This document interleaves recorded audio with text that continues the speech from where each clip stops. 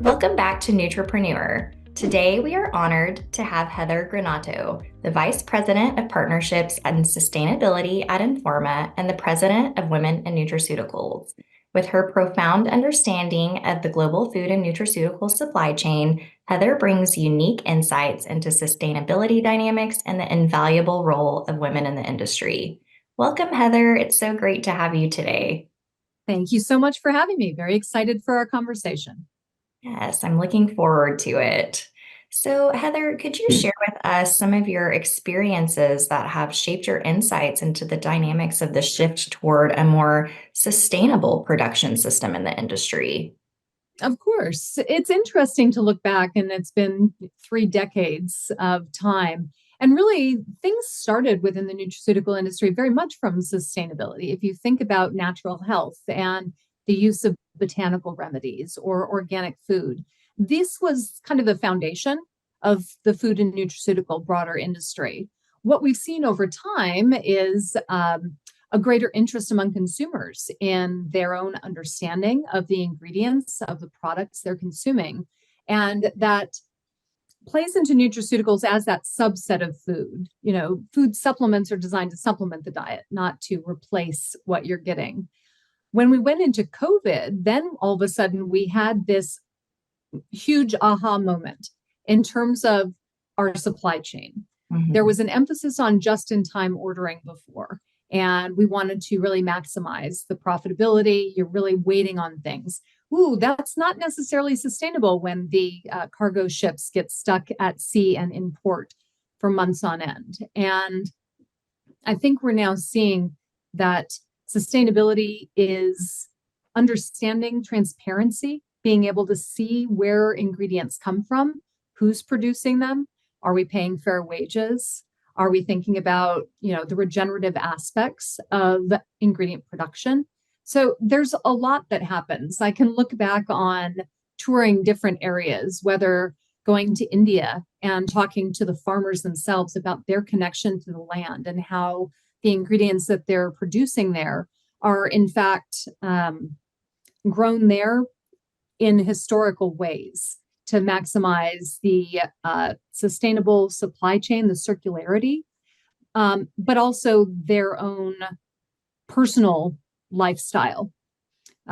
Even the same thing going into China and looking at the production of lycopene. Well, that was sort of we could do something else. We talk about upcycling, and really they were taking tomatoes and you're making tomato paste and you've got all this left over and you go, ooh, we could get a high value ingredient out of this instead of just turning it immediately into animal feed. So all of that is how we're now starting to look at maximizing what we're getting out of the ingredients and making the most of them. So we're reducing waste and being more responsible, I think. Yeah, absolutely. That's a lot of great points. And I think, a lot of businesses had to look into sustainability and kind of change their business model when COVID happened because, like you said, it was difficult to source things. It was difficult to source, and it unfortunately really opened people's eyes into how things are produced and where they're coming from. And I think when you can talk about ingredients coming from overseas, it's one thing when you know it, it's another when you can't get things because everything is in fact stuck. And you start thinking about what do we owe and how are we interconnected with others, and that interconnection. And we have to be reliable partners in our Mhm. supply chain to others. Yeah, absolutely. And as the Vice President of Partnerships and Sustainability at Informa, can you speak a bit about how the company contributes to fostering sustainability across its diverse brands and businesses that are in the nutraceutical sector? Well, really, my role in that role has been just kind of the last 18 months and focusing on our kind of EMEA business for the VitaFoods and food ingredients brands. But I also work with our central sustainability team, and it is a priority at Informa sustainability. And we have fundamentals that encompass social responsibility, environmental responsibility, and this idea of sustainability inside. So across all of our businesses, what are we doing? What's the big issue facing the industry, and how can our brands and our events serve as connection points. So when I look at the Natural Products Expos, supply side, VitaFoods, food ingredients, these brands are all seeking ways to talk about sustainability inside the industry. So we might say supply chain transparency or diversity, equity, and inclusion. These are important sustainability topics within the nutraceutical industry. So how do we embed that and make meaningful change? And then, alongside is how are we as an event producer also taking responsibility and being more sustainable? And that gets into things like our Better Stands initiative, where we're looking to eliminate single-use disposable stands by 2025. That's something, just being a responsible part of the exhibitions industry is important. So we have two aspects. We have our event production side of things, and then we have the industries in which we are embedded and in which we serve. Okay, that's very interesting. And in the context of sustainability, how do you see the role of women evolving in leadership positions within the nutraceutical industry? And what initiatives has Women in Nutraceuticals undertaken to address and advance this? Well, I believe that you have better business outcomes when you have diverse viewpoints around the table. People bring their own perspectives, their own lived experiences, and sharing those really helps us all think differently, come up with more innovation. We had an interesting piece that was presented by Solidaridad, which is our kind of partner in this area at VitaFoods. And Neha, who's their gender lead, was talking about gender equity in India when you're looking at production of ingredients. And what they found was paying women directly supports families and businesses. So you're really seeing the importance of women in the supply chain. And since gender equity is one of the UN Sustainable Development Goals, and it's one we champion through supply side and VitaFoods, we're talking a lot more about how do we look at the opportunities, not just because it's the right thing to do, which I believe it is, but because it's actually a business case. We can talk about the benefits to the business and the industry when we have more women in leadership. Yeah, absolutely. And I think, like you said, bringing in, not just different backgrounds, but different genders as well brings in different perspectives. And that's really important from a business side of things as well. Absolutely, it is. Yes. Yeah. And so, can you share with us some of the mission and goals of Women in Nutraceuticals and how it leverages industry experiences and connections to inspire, empower, and motivate women in the nutraceutical sector? I'd love to. I absolutely, I love what we've been able to do. And really, our vision is this idea of achieving economic and societal equity that will change the global nutraceutical industry. And doing that by empowering women in nutraceuticals to unlock personal and professional potential. So we established this group, a group of industry friends who got together and said, hey, we've been talking about we need more women in leadership for years, and we talk about it, and it's not moving forward. What if we were to do something about this? What if we were to start something? And officially launched in October of 22, and it's entirely volunteer driven. But a year in, we've got 30 plus sponsors. We've got 20 plus partner organizations. We're over 450 individual members. And all of this speaks to the goals that we look to achieve. How do you have more women in senior leadership in the C-suite? How do you have more funding for women-led and owned businesses?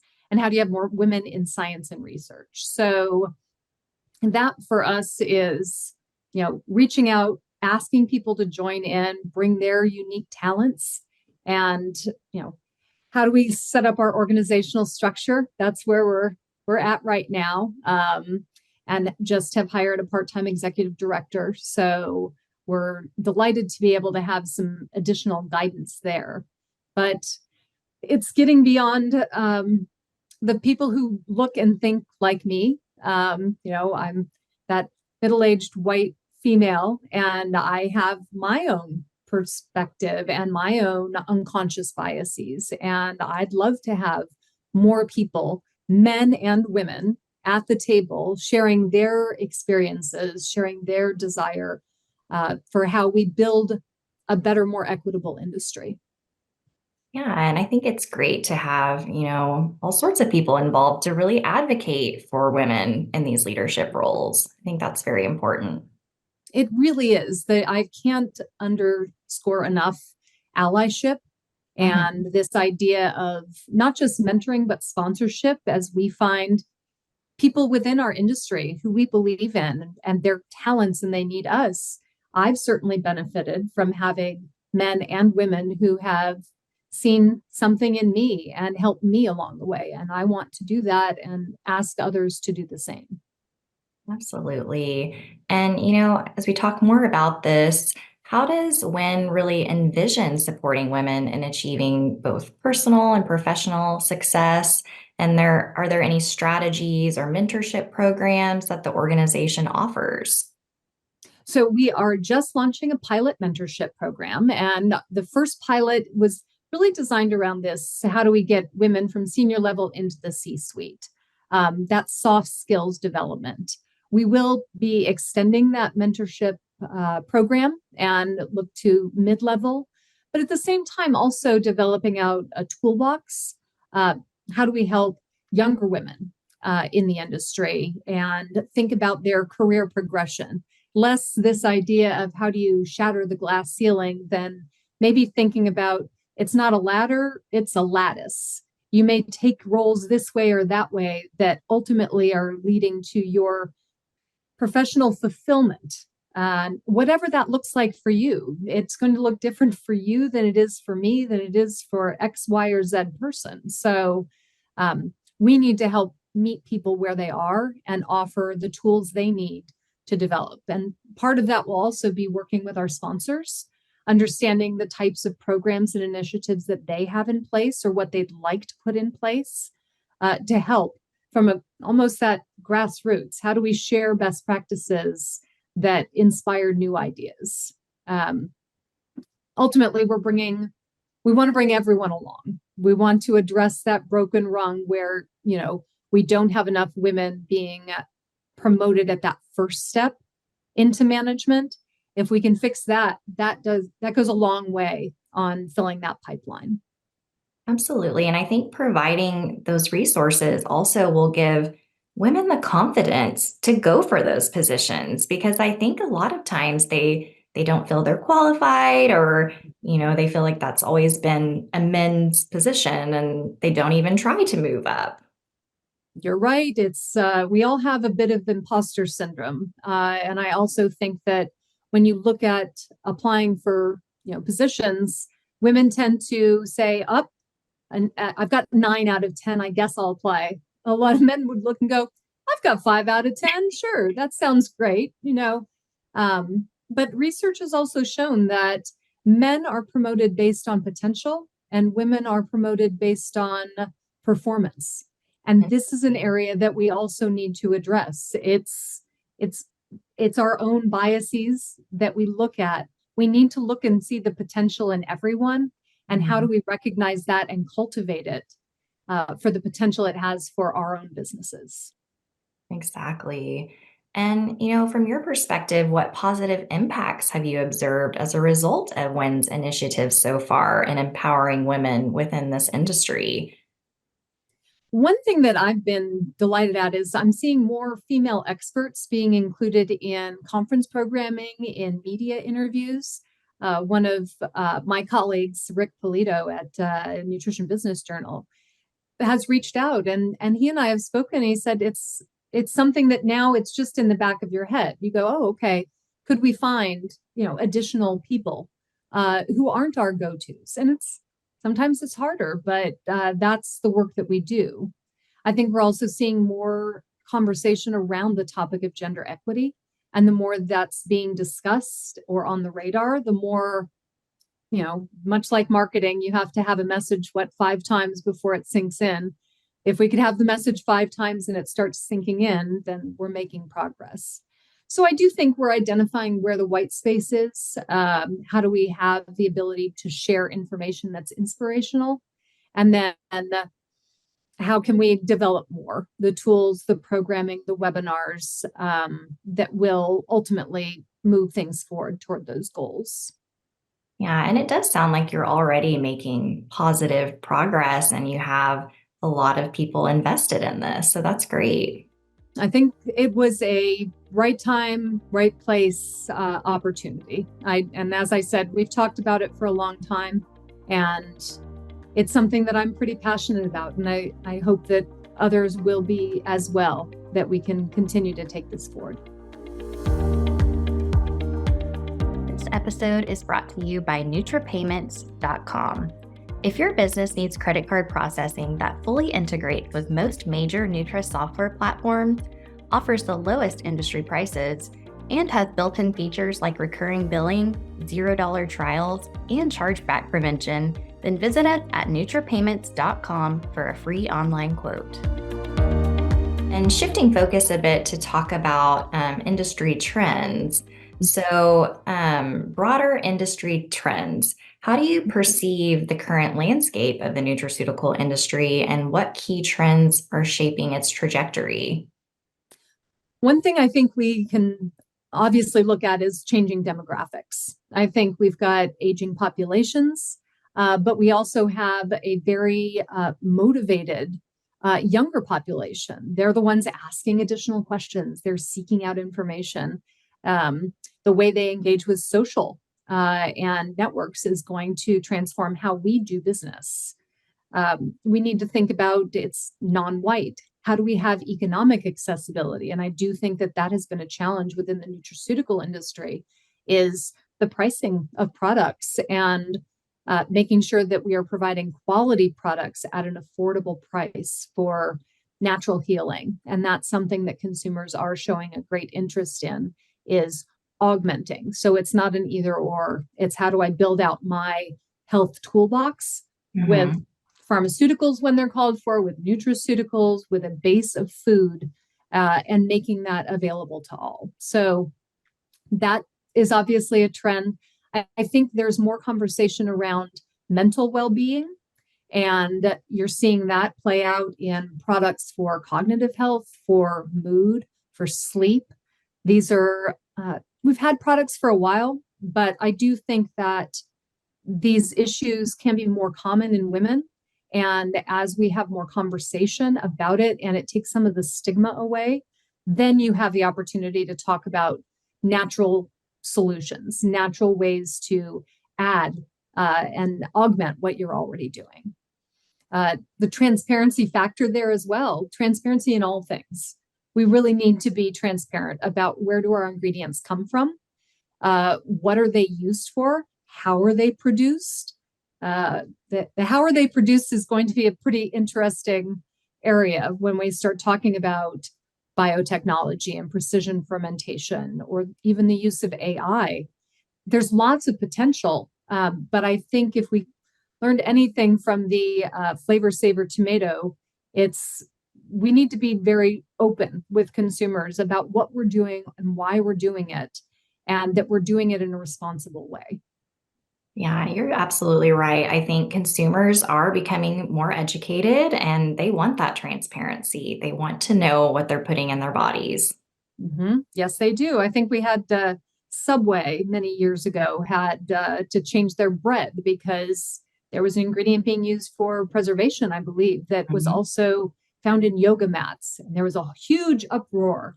Why would you have something in yoga mats that's also in bread? Well, it was there for a purpose, but the company hadn't been explaining that. And if you get behind, consumers, they're voting with their dollars. And we need to be responsible and respectful of that. Yes, for sure. And, the nutraceutical world is constantly changing and evolving. And how does Informa stay at the forefront of industry trends and contribute to connecting people, knowledge, and ideas to the sector?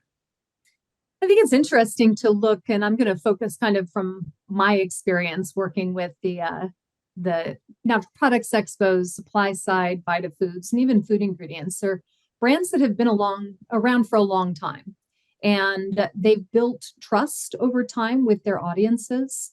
And a lot of them have people with a lot of experience who are working there. So when these brands have the trust and they're delivering the right information to help people make the right business decisions and helping foster connections, that's very authentic. And that's where we talk about sustainability inside. We're building a community of people and they want to be engaged, and we provide, a venue for them to do that.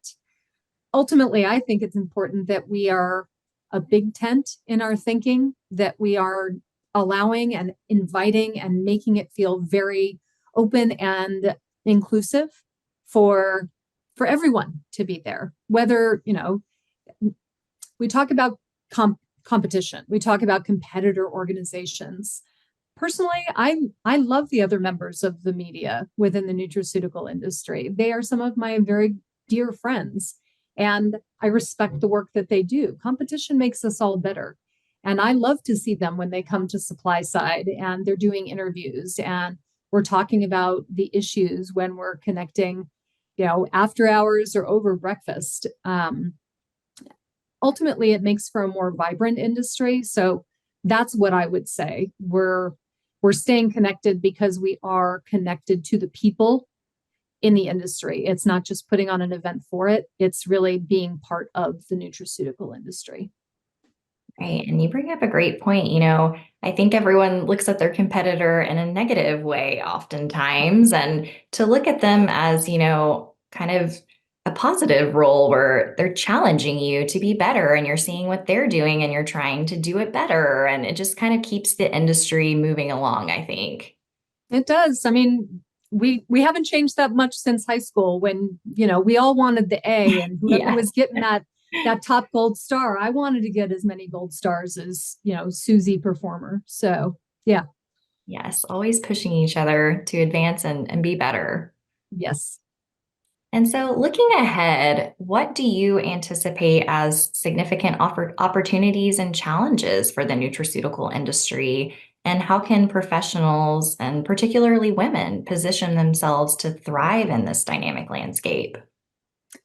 Well, I'd say opportunities, creating communities. We have the opportunity to create more inclusive communities in areas where we share areas of interest. So if we are interested in botanicals and botanical sourcing and the issues around, adulteration or testing, the American Herbal Products Association is a fantastic association, and getting involved in volunteering and learning more. There are many of those types of associations, of smaller groups, building communities who share information. That's an opportunity that will foster growth. I do think becoming more transparent in our sourcing, in our communications, that's an expectation for consumers, and it's an opportunity for us to take the lead. I also think there's an opportunity to commit to more scientific research on our ingredients and our finished products, to do that in a responsible way and to do that in broader populations that match the target demographic. And I appreciate that it's harder sometimes to do research studies in women because got those pesky hormones and cycles, but men have hormones too. And I do think that if our intent is to have products that are for a broad population, we need to be very aware that the population is a match. So that's an opportunity to do more. Again, the flip side of that, that's a challenge. It is a challenge to have a representative population. And how do we ensure that we're reaching out into communities where maybe it's harder for them to get into a research center to have their blood drawn? Is it hard for them to find childcare? Where are the opportunities then to use technology, to use virtual, to maybe diversify the type of research that we're doing? I also think we've got a challenge on distrust, and consumers are with us, but we need to be within our industry addressing areas of concern. And that could be economically motivated adulteration. That could be not communicating on the scientific research that you are doing. So that issue of borrowed science. I think even the technologies that we're using and being very clear about what are they, what can they do, have they been tested, are they safe?